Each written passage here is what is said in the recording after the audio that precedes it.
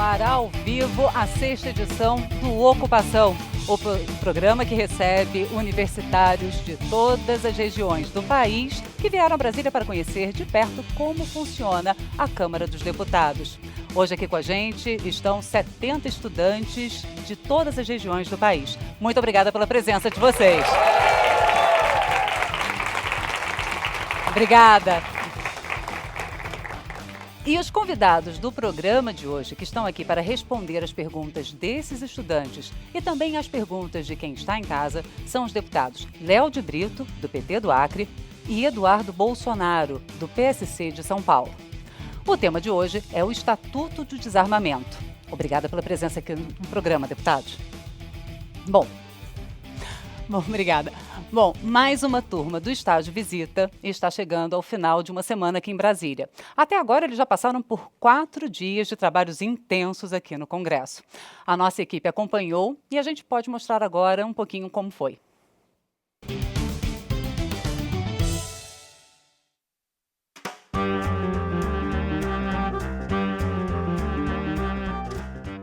Eu quis participar do estágio Visita porque a gente tem um preconceito, né, um início de um preconceito com a política, com o sistema legislativo, e aqui a gente pode conhecer um pouco melhor do trabalho dos parlamentares e assim extinguir esses preconceitos.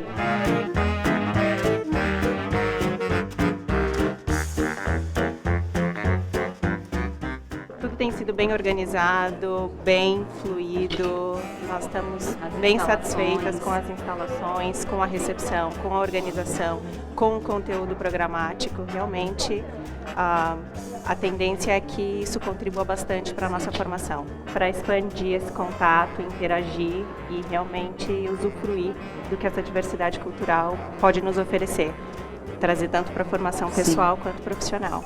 Que tem para agregar. Sim. Nos tempos idos, quando eu estava então na faculdade de Direito, já se vai na estrada da vida, eu também fiz esse estágio. Mas de qualquer sorte, quem sabe aqui teremos deputadas ou deputados no futuro, é bem provável, fico satisfeito de ter essa expectativa. No fundo, essa é uma oportunidade toda especial.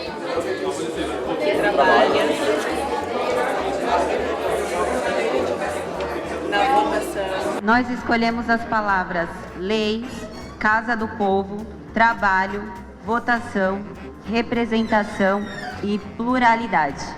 E a nossa frase ficou da seguinte maneira: a casa do povo que trabalha na votação de leis, buscando a representação e a pluralidade de opiniões e anseios sociais. Estar aqui, principalmente, propicia uma diversidade cultural, contato com pessoas diversas, distintas, mas que compartilham de um interesse comum, que é promover uma sociedade melhor, mais igualitária, e quebrar esse estigma a respeito dos nossos órgãos. Isso é fundamental para esse processo.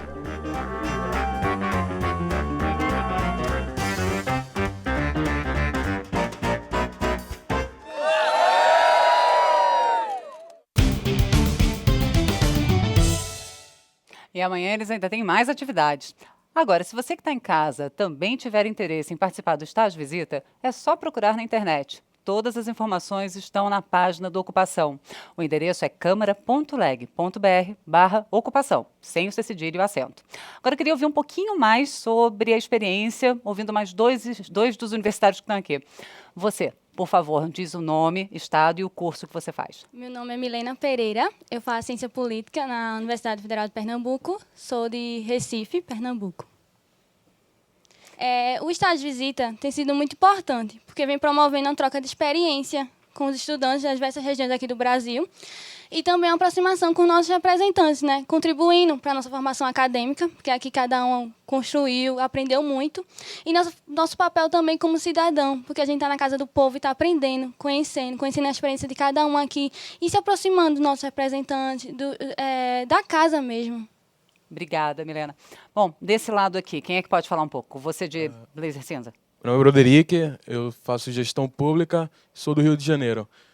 O estágio Visita foi importante no decorrer da semana para trocar experiências, conhecimentos, independente da ideologia dos colegas. Os conhecimentos culturais que a gente obteve aqui no decorrer da semana, a aproximação com o legislativo e o conhecimento do processo legislativo em si, que é muito importante. E nem todo mundo chega a obter essas informações. Desculpa te interromper, mas era o que você esperava? Alguma coisa te surpreendeu? Obteve minhas expectativas. Muito, muito, muito além. Esperava, vamos supor, 50%, foi 150%. Bom, legal, que bom então. Obrigada. Foi nada. E eu queria também saber, então, a opinião dos deputados. Deputado Léo de Brito, qual a importância para o parlamentar dessa interação com os jovens, com os universitários?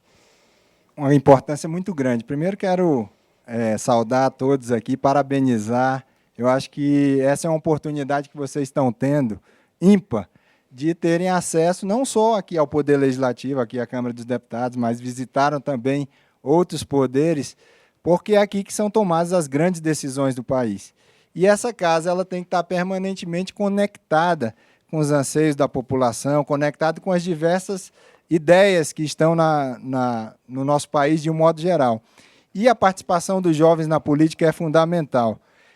Os jovens hoje cada vez mais procuram se inteirar sobre o debate que está acontecendo no Poder Legislativo, sobre a política no nosso país, e graças a Deus que nós temos uma democracia.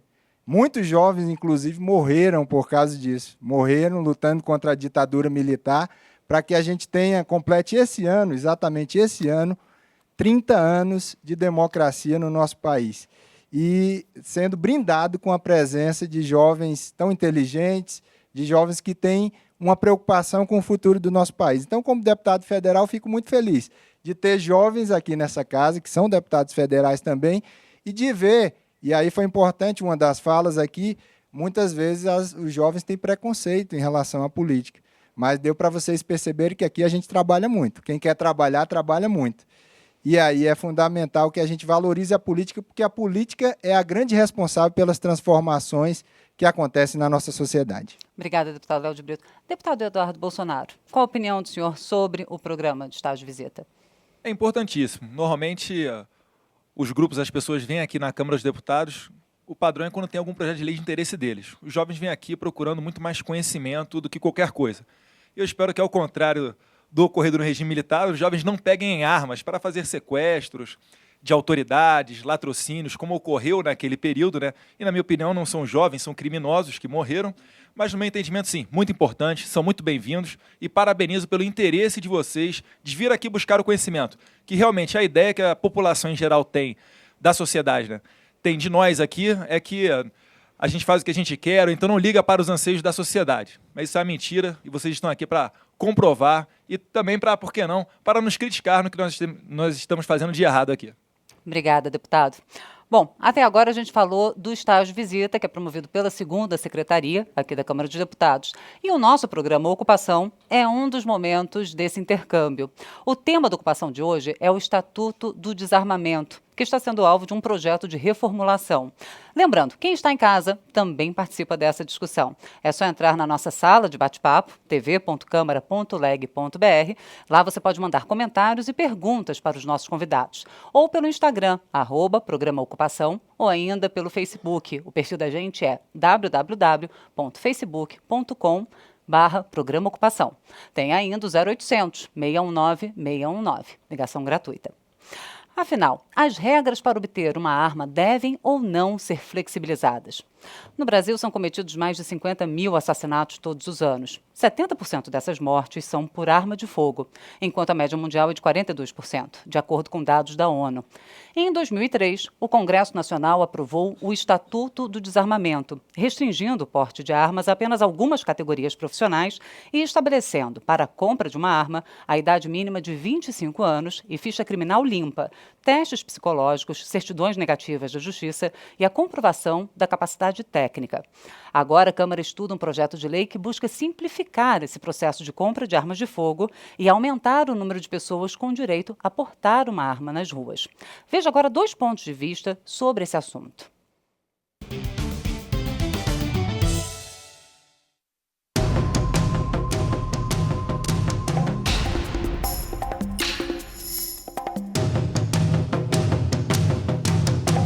Na verdade, o meu projeto de lei apresentado, que é o 3722, ele é uma nova regulamentação para aquisição, para a posse, para o porte e para a circulação de armas em todo o Brasil. O meu ponto de vista como cientista é dizer que nós temos pesquisas sérias no Brasil mostrando um ponto de inflexão nas curvas de homicídio com o advento do Estatuto e, sobretudo, com a retração do mercado ilegal de armas.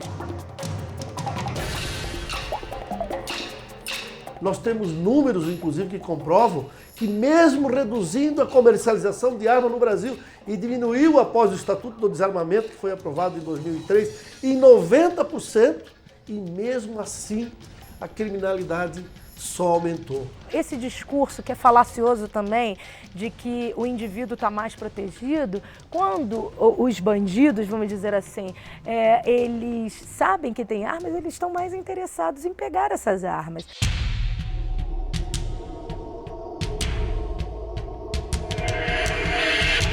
É lógico, temos alguns pontos também a mais. Ele, dentro do projeto, reduz a idade de 25, passa para 21 anos. Até porque hoje um próprio policial, ele pode ser policial com menos de 25 anos. Mas ele não pode, no caso, se ele sai da polícia e está em casa, ele não pode defender a sua família. Os profissionais de segurança pública, os caçadores, os esportistas que usam armas, isso já está previsto porque tem normativa para isso. O que se quer é reduzir o fluxo de armas em mãos erradas.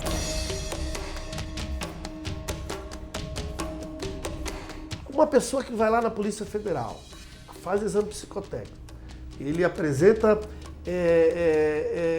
a efetiva, ele apresenta atestado de residência, ele faz um curso de tiro, bons antecedentes. Ele vai pegar uma arma, vai cometer um crime? Lógico que não. Que ele também possa ter essa condição de se defender, porque infelizmente o Estado brasileiro não oferece isso. São os jovens que mais matam e que mais morrem. Então a gente precisa discutir isso com profundidade. O que a proliferação das armas no Brasil tem feito com a nossa juventude, sobretudo a juventude negra, ou seja, a preta e parda, que a gente tem hoje simplesmente um fenômeno de genocídio da população jovem negra no Brasil. É disso que a gente está falando quando está discutindo controle de armas sério no Brasil. Repito, meu projeto não visa armar ninguém. Visa sim permitir a segurança do cidadão, aquele que quiser e aquele que ter efetiva necessidade.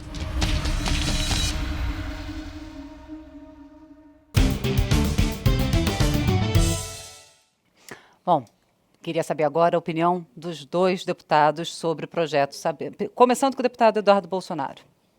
Na verdade, o projeto ele tem um ponto que é o principal ali.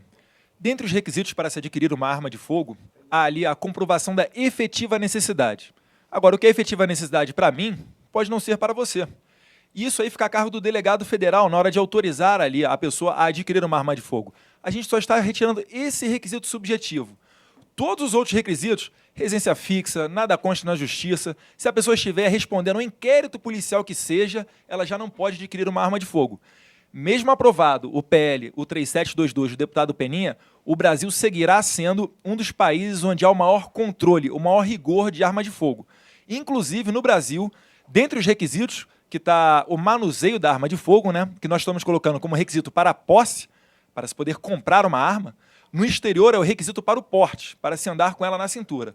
Então, na verdade, a gente só está querendo dar ao cidadão o direito dele ter uma arma de fogo, se assim ele desejar. E nada mais estamos fazendo do que respeitar o referendo de 2005, que o governo, na cara lavada, passa por cima. Obrigada, deputado Bolsonaro. Deputado Léo de Brito. Primeiro, desmistificar, isso aqui é um mito. O que foi definido pela população, por mais de 60% da população, está sendo cumprido. Tanto é que existe o direito, os cidadãos têm direito de ter acesso à arma, desde que eles cumpram esses requisitos. Então, o deputado, o que foi proibido naquela época, o que não passou, foi a comercialização, a proibição da comercialização. Então, vamos desmistificar isso. E, claro, tem que ser comprovada a necessidade. Para mim, a questão do acesso às armas, ela deve ser uma exceção e não uma regra. Porque ninguém vai conseguir convencer ninguém de que o acesso às armas ele não vai trazer mais violência. E o que aconteceu, a partir do Estatuto de Desarmamento, é que as curvas que estavam ascendentes, estima-se que nós tenhamos salvo mais de 120 mil vidas no nosso país se as curvas tivessem continuado na ascendência que tinham antes do Estatuto do Desarmamento. Então, para mim, é cultura de paz e não cultura de guerra. Obrigada, deputado Léo de Brito. Bom, passar agora para vocês. E parece que já tem pergunta desse lado aqui. Você de Lilás, é isso? Isso. Pode fazer para quem é a pergunta, mesma coisa, nome, estado e o curso que você faz. Ok. Boa noite, meu nome é Felipe, sou de Pernambuco, faço ciência política na UFPE. Primeiramente, gostaria de agradecer a participação dos deputados. Tá? Gostaria também de dizer que o deputado Léo de Brito tem um bom gosto aí para a camisa, viu? Parabéns. E minha pergunta vai para Bolsonaro. Tá? Então, de acordo com o mapa da violência, né, que foi dados divulgados esse ano, 2015, mais de 160 mil vidas foram salvas graças ao Estatuto de Desarmamento, né, que foi aprovado desde 2003. Né? Dentre algumas da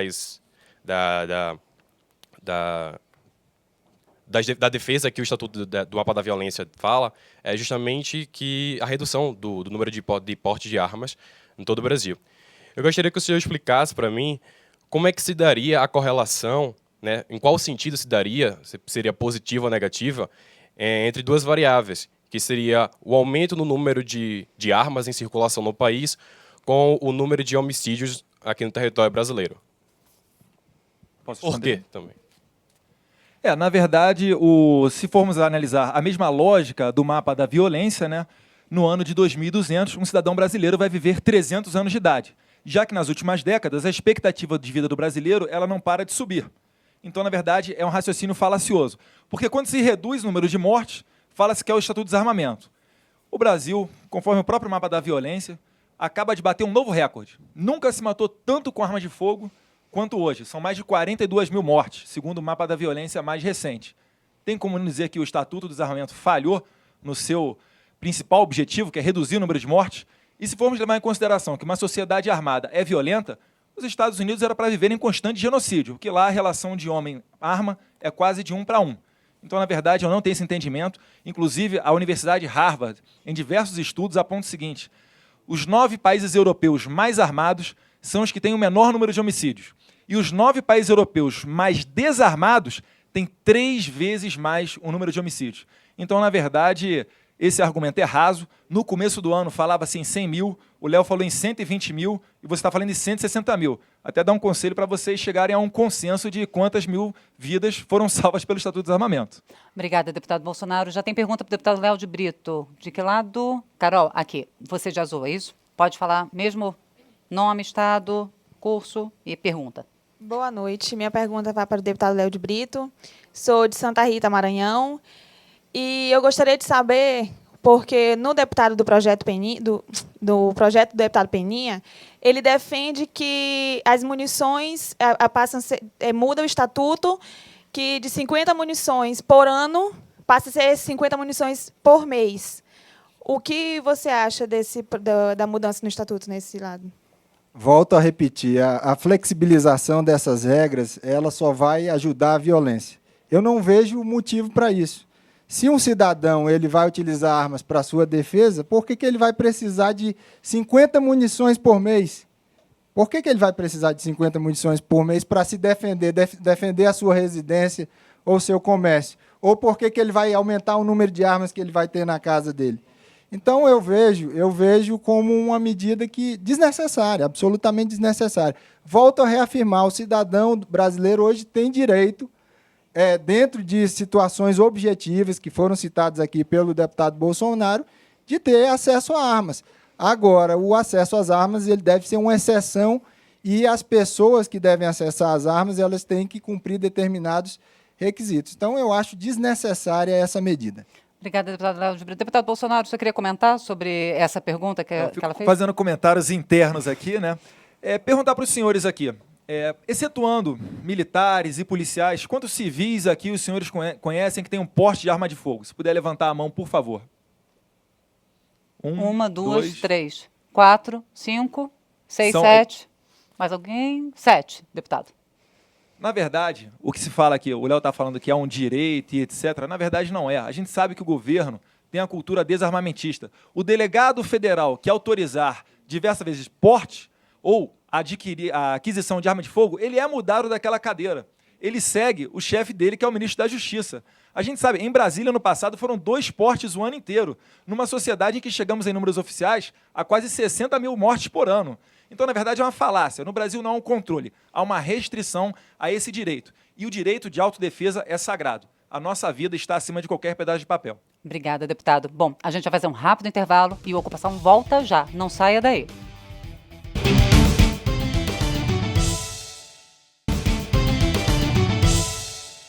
Estamos de volta com a Ocupação, o programa onde jovens universitários de todo o país que visitam a Câmara podem discutir os assuntos que dominam a agenda política.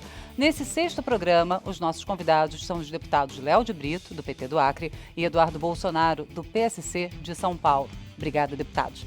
E o assunto de hoje é o Estatuto do Desarmamento. E nessa segunda parte do programa, a gente vai saber um pouco como pensa quem está em casa nos assistindo. Bom, eu tenho aqui já alguns comentários que chegaram pelo Facebook, deputados. O Luiz Fernando Ramos Filho, de São Paulo, capital, diz o seguinte: respeitem a opinião do povo e o nosso direito de legítima defesa. Armas não matam pessoas, pessoas matam pessoas. Revogação já. Marcos Passos, de Brasília, Distrito Federal.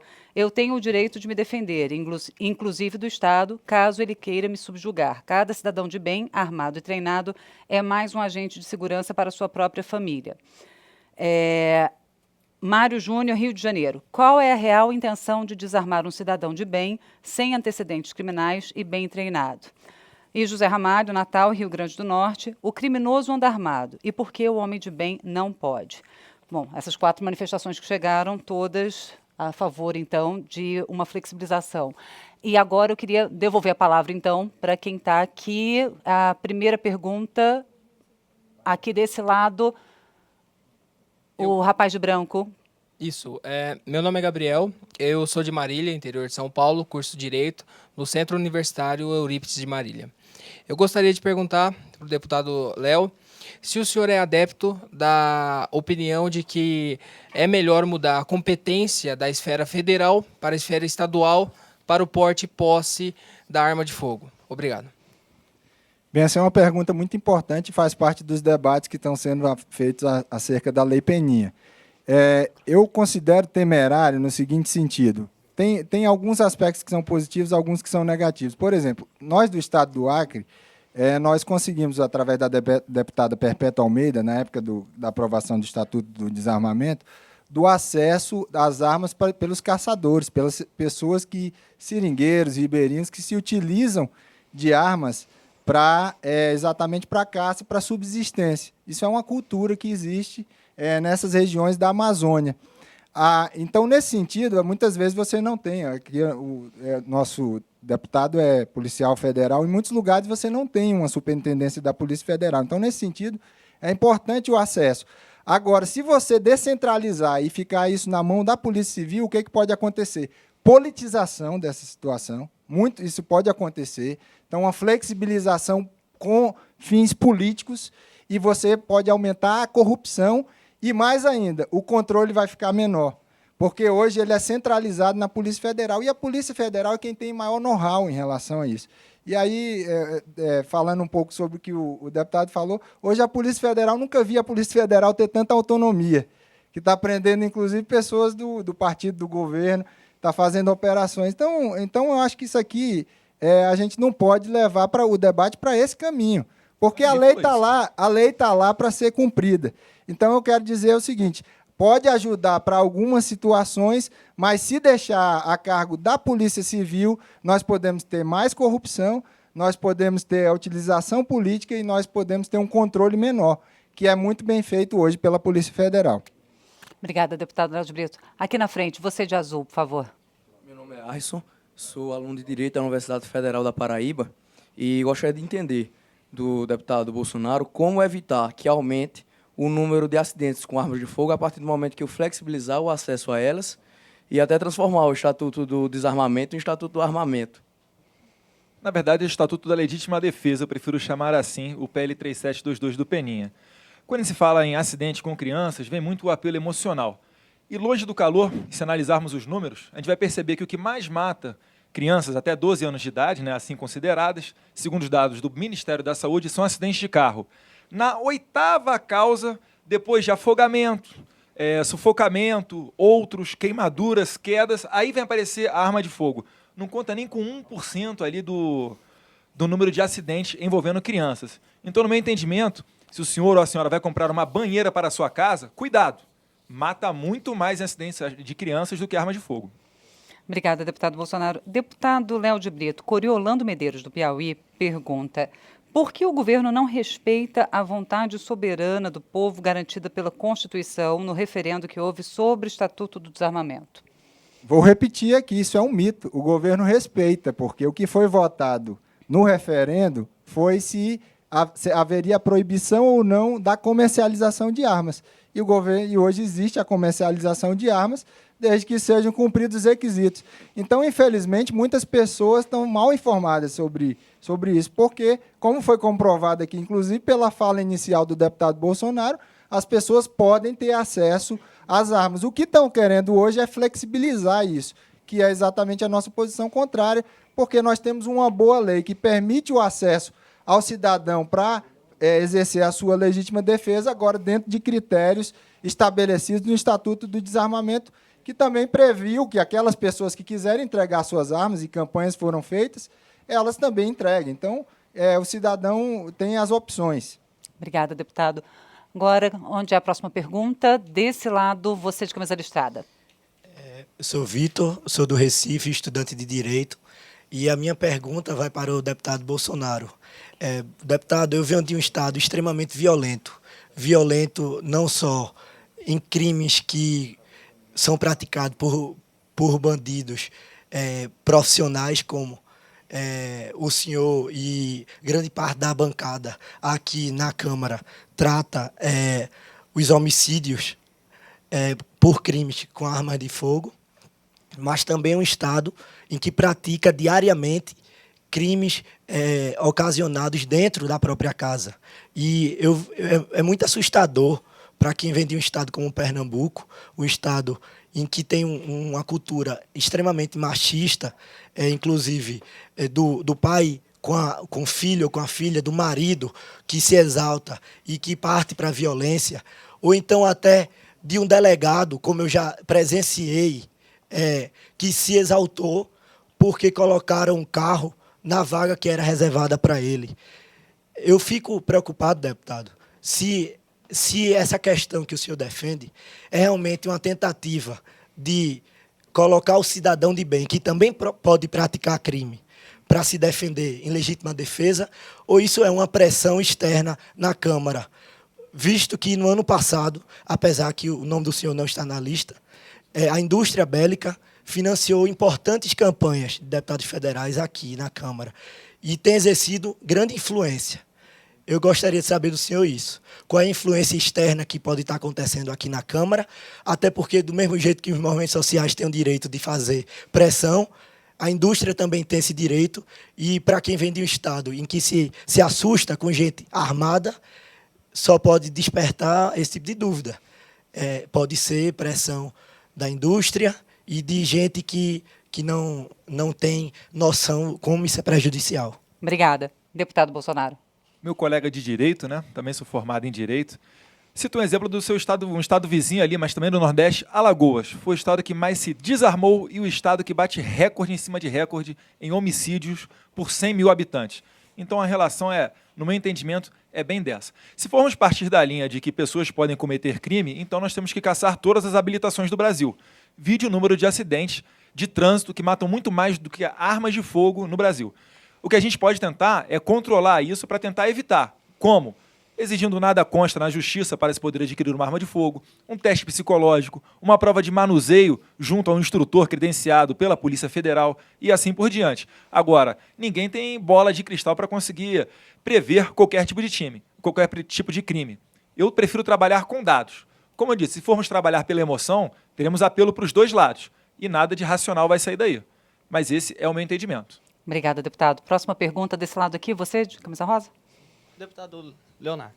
Sou Kelvin, faço administração, interior de São Paulo e Itapira. Gostaria de saber mesmo se o Estatuto do Desarmamento... Para qual deputado, desculpa? Leonardo. Gostaria de saber se o Estatuto do Desarmamento seria mais uma manobra política, uma jogada política, ou para o lado do bem do cidadão?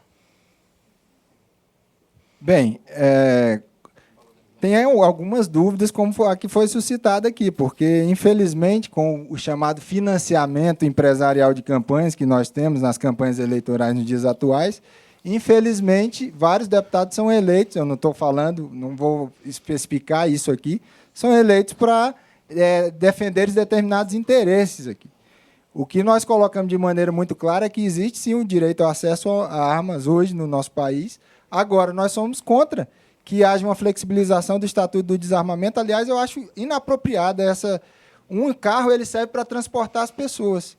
Agora, às vezes, de maneira culposa, em determinadas situações, acontecem acidentes de trânsito. Agora, para que serve uma arma?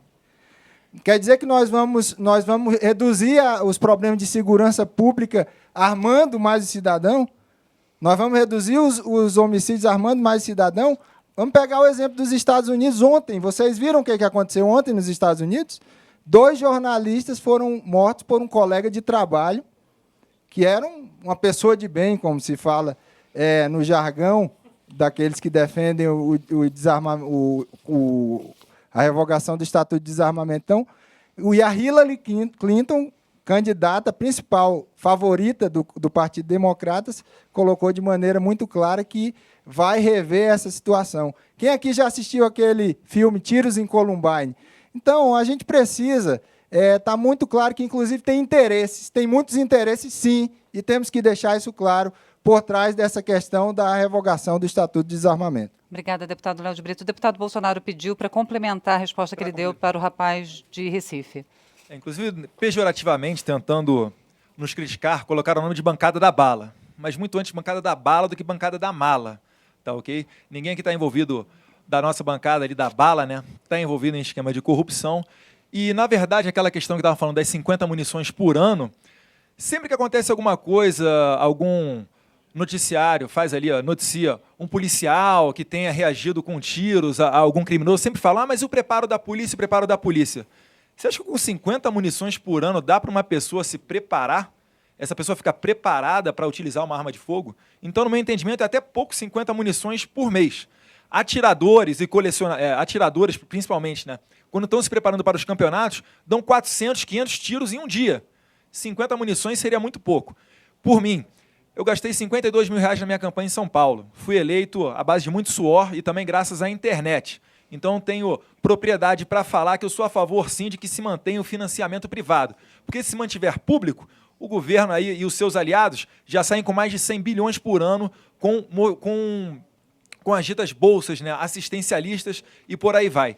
E outra coisa, se forem olhar aqui, exatamente, não vou citar nomes não, e não é o caso do Léo, mas se forem ver nome a nome, quem é que recebeu dinheiro de indústria, tem muita gente de direitos humanos também que vai aparecer aí, pode ter certeza. É só ir lá www no site do TSE que o senhor vê isso.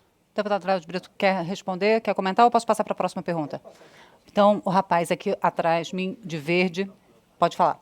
Bom, meu nome é Vinícius, eu sou aluno de Administração Pública da Unesp Araraquara e minha pergunta vai para o deputado Léo. Nós estamos analisando a flexibilização do Estatuto e eu acredito que é um pouco mais amplo do que nós analisarmos somente não dar o porte de arma para a população, mas sim o comércio ilegal que já existe.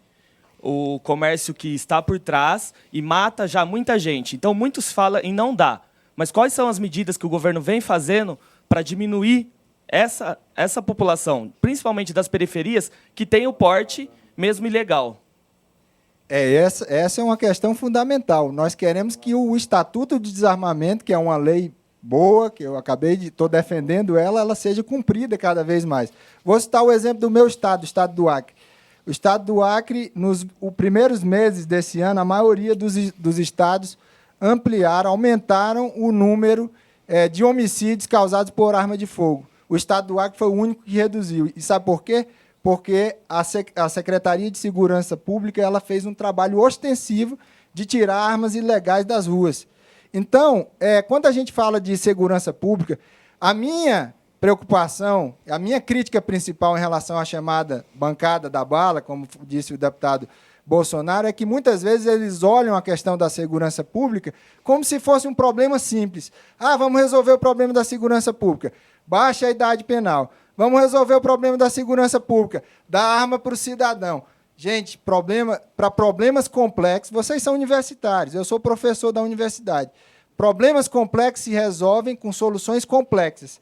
Então, a segurança pública passa por uma cultura de paz, passa por acesso a direitos sociais, passa por questões de problemas urbanos, passa por uma polícia que tem uma inteligência, pela integração das polícias, passa por um conjunto de fatores que são complexos. Então, não dá para a gente pegar várias estatísticas aqui relacionadas à violência e dizer que isso é culpa de um problema só, de um fator só, de uma variável só. Então, é exatamente isso, nesse sentido que eu concordo plenamente com o que você está falando. Talvez os nossos governos estaduais, principalmente, eles estejam falhando nesse controle de armas, porque, inclusive, grande parte das armas que estão em circulação de homicídios hoje, elas são ilegais, e muitas delas elas são roubadas do cidadão de bem, ou são roubadas de fóruns, por exemplo. Obrigada, deputado Léo de Brito. Agora, a próxima pergunta, moça de laranja, que está com o microfone. Não. Desculpa, é aqui, desse lado aqui. Aqui está com o microfone já. Bom, meu nome é Amanda, eu curso Direito na Universidade Federal de Campina Grande, de Souza, na Paraíba. E eu queria entender do deputado Bolsonaro que no projeto do deputado Peninha prevê a diminuição de idade de 25 para 21 anos para o porte de arma. E assim, eu como jovem me vejo inserida num grupo que, às vezes, por muitas vezes, age por impulsividade, até mesmo num ambiente que está relacionado a festas, bebidas alcoólicas. E eu queria entender por que a defesa dessa diminuição para 21 anos. Na verdade, a maioridade penal, estamos aqui caminhando para que seja reduzida para 16 anos para os crimes graves e 18 anos a imputabilidade penal plena, né? Eu não vejo por que manter aos 25 anos. Eu acredito que com 21 anos de idade, o jovem ele já tem discernimento, sim. E volto a falar, a arma que mata não é a arma do povo, não é a arma do cidadão de bem. E temos sim que separar cidadão de bem de cidadão ruim. Não vou botar você no mesmo bolo dos presidiários, aquela mazelada que fica lá, não. Pelo amor de Deus. Senão a gente realmente vai ter que acabar com a arma de todo mundo. Porque o governo ele entende isso. Entende que você é tão criminosa ou potencial criminosa quanto aquelas pessoas que estupram, que matam, que cometem latrocínio. E além disso, o governo ele ainda ignora o uso defensivo da arma de fogo. Na minha vida policial, eu já tive que fazer uso da arma. Apenas exibi-la e conseguir dar cabo ao problema. E graças a Deus estou hoje aqui conversando com você. Eu quero ver você que está me assistindo, quando alguém entrar na sua casa, se você vai chegar para o ladrão e vai falar que no Brasil nós temos uma cultura de paz. Aí eu quero ver se o ladrão, se ele vai rir da sua cara, se ele vai correr, o que ele vai fazer. No meu entendimento, se tiver uma arma de fogo, dá um tiro no teto. Eu duvido que esse ladrão entre na sua casa, na região rural ou na região urbana. Então esse é o meu entendimento. Pessoas com 21 anos, sim, já têm discernimento para adquirir uma arma de fogo. E a gente está falando aqui não é de uma liberação generalizada. Na verdade, tem requisito sim a cumprir. Vai continuar sendo uma das leis mais rigorosas no controle de arma de fogo. E essa é a nossa preocupação também. Não é liberar para qualquer doente mental ou criminoso ir lá comprar arma. Até porque o criminoso não compra arma em loja. Isso está provado porque 90% das lojas brasileiras de arma de fogo fecharam, causaram desemprego e estamos batendo recorde no homicídio por armas de fogo. Obrigada, deputado Bolsonaro. Deputado Léo de Brito. Rapidamente, só questionar esse conceito de cidadão de bem, que eu vejo como preconceituoso. Porque o cidadão de bem pode ser aquele sujeito que bateu o seu carro e aí, de repente, aquela briga resultou num tiro. O cidadão de bem pode ser aquele sujeito que está num barzinho com a sua família e, de repente, teve um conflito lá e ele deu um tiro. Então, nós temos que tomar cuidado com isso. Eu acho que isso beira o preconceito. Sabe por quê? Porque nós somos seres humanos, gente. Os seres humanos eles estão suscetíveis a emoções. No Brasil, grande parte dos crimes eles acontecem porque as pessoas estão com arma de fogo na mão, porque em situações corriqueiras, em situações que podem acontecer com qualquer um de nós, gente. Eu ensino para os meus estudantes que o tribunal do júri ele existe daquela maneira que é um tribunal popular, exatamente porque são crimes específicos. Os crimes dolosos contra a vida são crimes específicos que qualquer cidadão, por mais que tenha caráter, por mais que tenha formação, em situações extremas pode causar. Então, nós temos que tomar muito cuidado. Temos que tomar muito cuidado, porque senão a gente vai criar aqui uma espécie de segregação que, na verdade, não existe. Todos nós somos seres humanos. Obrigada, deputado. Eu tenho uma pergunta para o senhor também, de novo, aqui da moça de blazer preto. Sou Jamile, estudo na Univale de Biguaçu, Santa Catarina. A minha pergunta o deputado Bolsonaro ele falou da diminuição de 25 para 20 anos. O porquê que o senhor é contra? Pois tem muitos jovens que 20 anos já têm discernimento, é capaz e mora em comunidades que são muito precárias. Bem, sobre essa questão da idade, eu acredito que nós podemos discutir. É uma questão que não necessariamente tem que ficar nos 25 anos. É uma questão que eu não tenho uma posição, digamos assim, firmada. Agora, considero que de qualquer maneira, toda redução, toda facilitação, para mim é complicada, porque eu considero a questão do acesso às armas como uma exceção e não como uma regra. Mas não tenho uma posição firmada a esse respeito. Obrigada, deputado. Tem uma pergunta. Vou fazer o seguinte, vou passar primeiro para a moça de camisa florida, aí ela faz a pergunta e o senhor junta as duas, pode ser? Que isso, deputado, vai lá. Você de Florida. Boa noite, meu nome é Maria Clara, eu sou estudante de Direito da Universidade Federal de Minas Gerais e eu quero perguntar para o senhor, deputado Bolsonaro, em relação aos requisitos para o porte da arma, né? Hoje nós sabemos que é mais difícil, não é flexibilizado. E o senhor ressaltou na sua última fala que nenhum doente mental pegaria a arma. Só que como vocês pretendem avaliar a capacidade, a sanidade mental de cada pessoa através de uns testes psicotécnicos? Por exemplo, eu fui fazer teste psicotécnico para tirar carteira e no dia que eu fiz, a moça falou assim comigo: você é muito agressiva porque sua cor favorita é vermelha. Volta semana que vem que nós vamos repetir os testes. Voltei na outra semana e aí eu já estava apta a tirar carteira. O engraçado é que o teste psicotécnico, inclusive eu tive psicologia jurídica na UFMG, é um teste totalmente falho, porque ele muda o resultado toda semana. E eu tenho claramente assim, consciência de que eu não tenho nenhum problema de sanidade mental, porque eu consulto com um dos melhores psiquiatras do Brasil. Só uma pergunta, na semana seguinte você foi de que cor? Oi? Você foi vestida de que cor na semana seguinte? Não lembro. Preconceito, Mas ela não... Branco? Na primeira semana eu fiz aquele teste daquela pirâmide. Aí ela perguntou assim, qual a sua cor favorita? Eu falei, vermelha. Ela, nossa, agressiva, você vai atropelar todo mundo e não sei o quê. Eu falei assim, que isso? E engraçado que o meu instrutor da autoescola falou comigo, eu nunca vi ninguém tão calmo para dirigir quanto você. Então, assim, o teste psicotécnico, qualquer pessoa minimamente séria, formada em psicologia ou psiquiatria, ou qualquer pessoa que se deu o trabalho de pesquisar o mínimo sobre o assunto, sabe que é um teste totalmente furado. E eu não falo por mim. Eu falo porque qualquer teste que muda o resultado de uma semana para outra não é confiável. O teste confiável dá sempre o mesmo resultado. Então, como é que vocês pretendem avaliar a sanidade mental de um cidadão com um teste tão furado? Bom, beleza, obrigada. Passamos do deputado Bolsonaro e fazendo a anotação mental. Não gostar, né? Assim, vermelho não pode. Vermelho de jeito não Podia nenhum. fazer uma emenda para retirar, então, o critério psicológico. Não, brincadeira. Ou quando eu... Uma pergunta sobre cor. Ele Uma pergunta sobre cor. Ele já quer flexibilizar mais. Tamo junto. Não, na verdade, eu não sei, realmente, eu não sou psicólogo ou psiquiatra para entender esses testes. Eu falo por mim também, que a experiência que eu tive foi no concurso que eu fiz para a Polícia Federal. A gente ficou a manhã inteira fazendo uma bateria de exames. Dentre eles tem um teste chamado NELPI, que são mais de 250 questões para você responder se você concorda fortemente ou discorda fortemente, etc. Na verdade, como eu disse, não existe uma bola de cristal para você conseguir prever o futuro. A gente tenta minimizar essa chance, né? Então, eu acredito que sim, que tem que haver esse critério restritivo, mas, com certeza, feito por profissionais sérios. Eu também entendo que se você mudar de camisa vai mudar o teste, você não está fazendo teste com essa psicóloga, realmente não é merecedora de muito crédito, né? Voltando só o parênteses que eu gostaria de comentar. Perfeito. Bem rapidinho, porque a gente já está...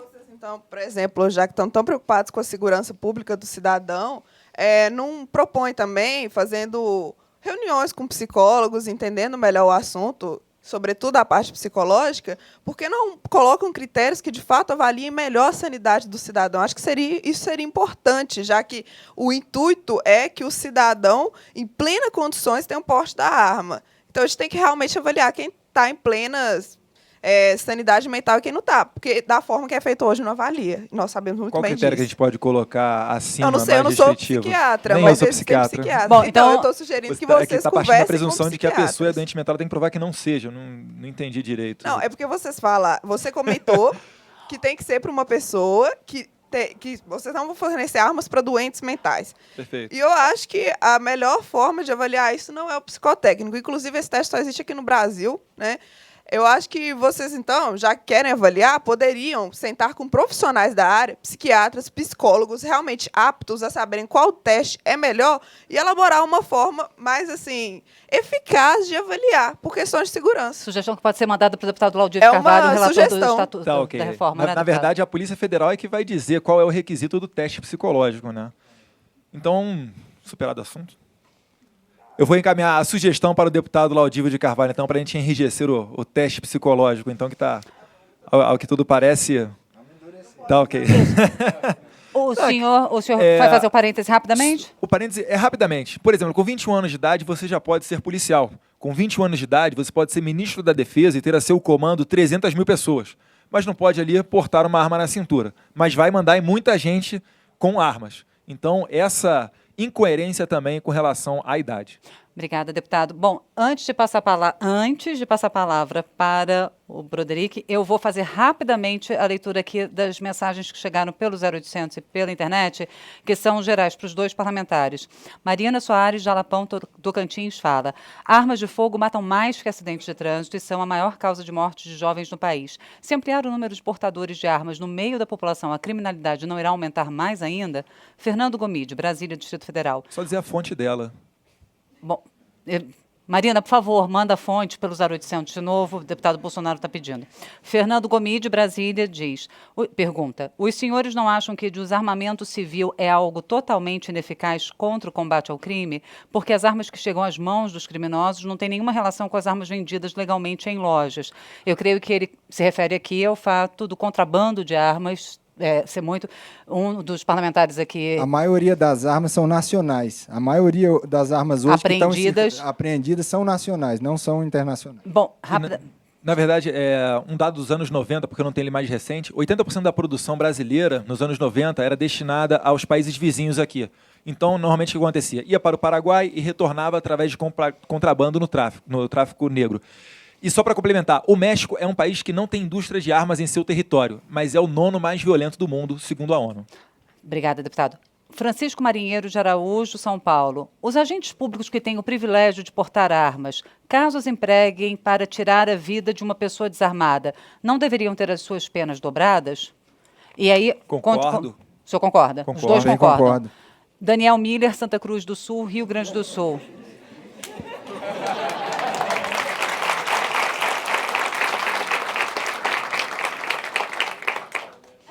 Daniel Miller, pergunta para o deputado Eduardo Bolsonaro: não seria uma boa iniciativa a liberação de porte de armas para todo proprietário de estabelecimento comercial, especialmente aqueles familiares, desde que eles frequentem aulas teóricas e práticas dadas pela própria polícia?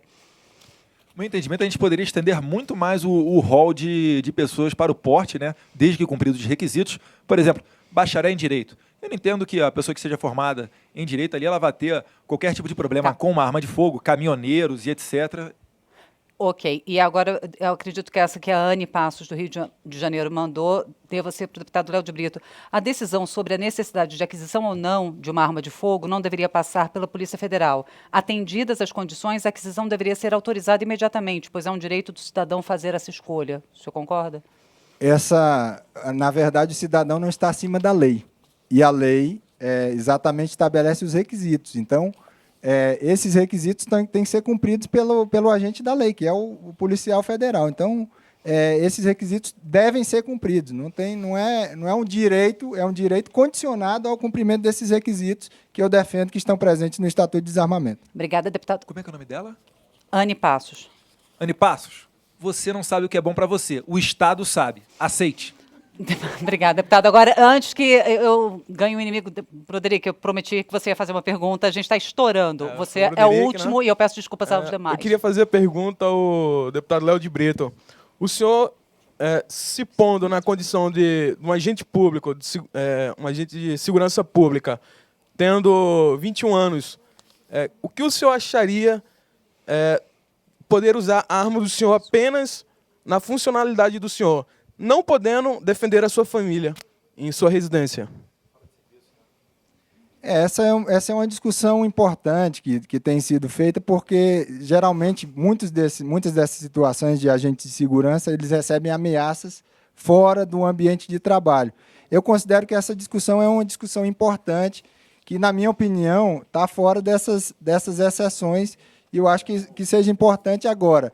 Deve-se tomar todos os cuidados também para que, por exemplo, se esse agente ele tem problemas com bebidas alcoólicas, tem problemas psicológicos, isso pode acontecer também, isso é um complicador que deve ser levado em consideração do ponto de vista da restrição. Mas essa sua preocupação é uma preocupação pertinente. Na minha visão, rapidamente para encerrar, deputado. É quase que um preconceito, beira o preconceito, um vigilante poder usar a arma dele em serviço e não poder usar a arma dele fora de serviço. No meu entendimento, é algo que não tem qualquer lógica. E a gente pretende mudar, sim, nesse ponto. Obrigada, deputados. Infelizmente, a gente já está estourando o tempo. Mas, na minha opinião, em relação aos agentes de Estado. Bom, eu agradeço, deputados, agradeço a todos vocês. Peço desculpas a quem havia pedido para fazer mais perguntas, a quem mandou pergunta e não deu tempo para eu ler aqui. Agradeço muitíssimo a presença dos senhores, a presença de todo mundo que está aqui no estúdio e a quem estava também acompanhando o programa pela internet, pela TV. Obrigada. Essa foi a 6ª edição do Ocupação, o programa da TV Câmara, onde os universitários podem discutir os temas da agenda política nacional. E a próxima edição do Ocupação já tem data marcada, em outubro, dia 1º, às 19 horas. A gente espera vocês. Até lá! E eu queria agradecer também à 2ª Secretaria, à produção, ao pessoal do CEFOR, o Centro de Formação da Câmara, e ao pessoal da CPP, a Coordenação de Participação Popular. E se você não acompanhou a edição aqui ao vivo, você pode conferir as reprises durante a programação da TV Câmara ou então na internet, o endereço tv.câmara.leg.br. A gente também está no Facebook e no Instagram. Confere, a gente está lá.